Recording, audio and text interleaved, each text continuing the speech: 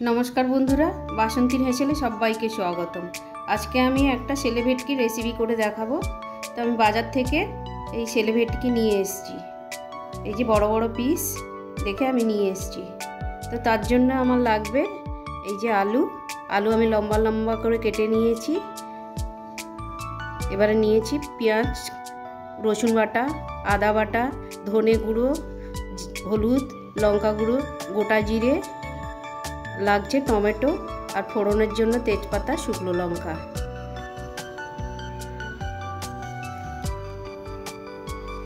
এবারে আমি মাছটায় নুন দিয়ে দেব। নুনটা মাখিয়ে নেব ভালো করে।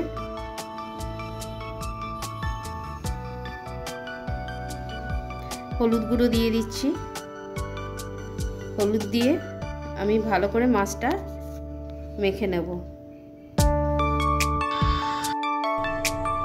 তেল গরম হয়ে গেছে, আমি এবারে একে একে মাছগুলো ভেজে নেব।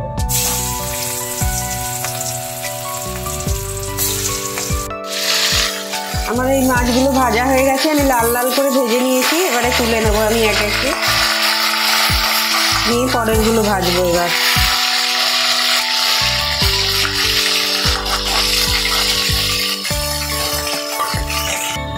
মাছটা আমার ভাজা হয়ে গেছে, আমি লাল লাল করে ভেজে নিয়েছি। পেঁয়াজটা আমি দিয়ে দিচ্ছি। পেঁয়াজটা ভেজে নেব আগে। পেঁয়াজটা আমি লাল লাল করে ভেজে নিয়েছি, এবারে তুলে নেব।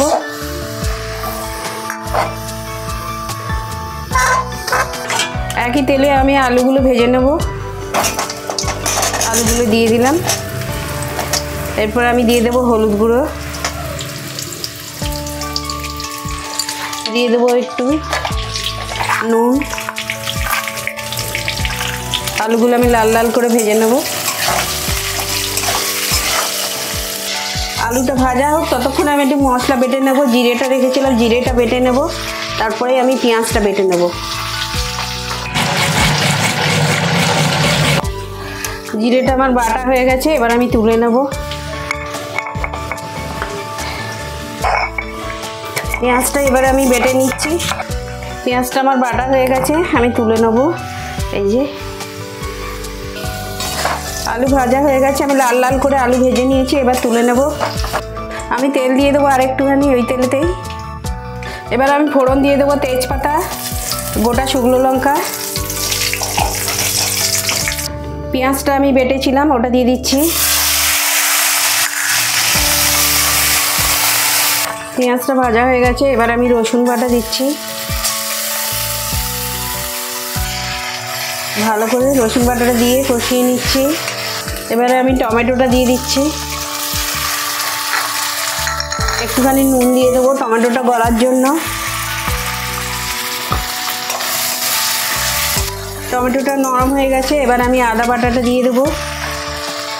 আদা বাটাটা দিয়ে একটু নেড়ে নেবো। এবারে আমি লঙ্কা গুঁড়ো দিয়ে দিচ্ছি। 3 চামচ মতন লঙ্কা গুঁড়ো দিয়ে দিলাম। হলুদ গুঁড়ো দিয়ে দেবো 1.5 চামচ দিয়ে দিলাম। ধনে গুঁড়ো 2 চামচ আমি রেখেছিলাম, দিয়ে এবার ভালো করে কষিয়ে নেব। আমি এই মাছের তরকারিটার জন্য 2 রকম পেঁয়াজ ব্যবহার করছি।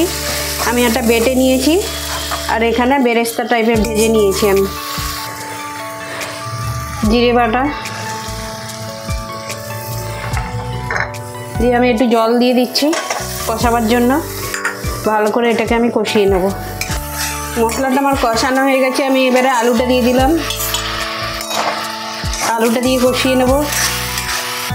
আমি এতে মাছটা দিয়ে দিলাম।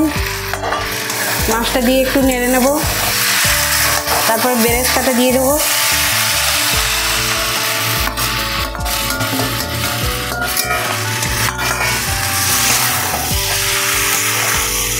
ভালো করে একটু আমি নাড়িয়ে নেব। আমার কষানো হয়ে গেছে, এবার আমি জল দিয়ে দেবো মান মতন।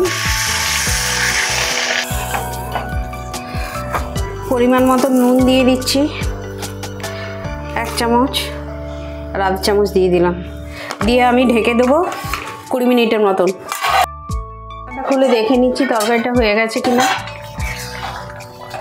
তরকারি আমার হয়ে গেছে, রেডি। আমি একটু উপর থেকে এবার গরম মশলা ছড়িয়ে দেব। এবার আমি ঢেলে নিচ্ছি, তরকারিটা হয়ে গেছে। বন্ধুরা, ছেলে ভেটকি আমার রেডি হয়ে গেছে। তোমরা এইভাবে বানিয়ে খেয়ে দেখো, তোমাদের ভালো লাগবে। আর তোমরা আমাকে শেয়ার করো আর সাবস্ক্রাইব করো।